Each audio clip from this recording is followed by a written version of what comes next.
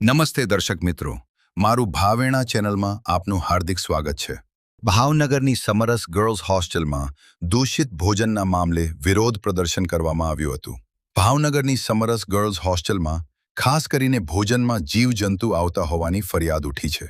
આ સાથે આપવામાં આવતું ભોજનની સાફ સફાઈ નહીં થતા તથા પૂરતા પ્રમાણમાં ભોજન નહીં અપાતું હોવાની ફરિયાદ ઉઠી છે.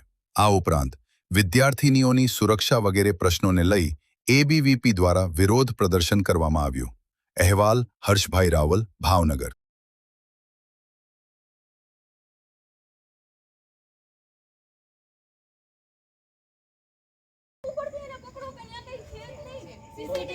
કેમેરા નખાવવા માટે થઈને આપણે એના માટે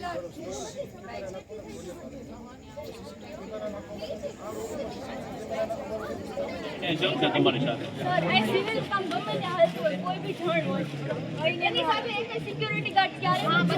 લિફ્ટમાં એટલા હોય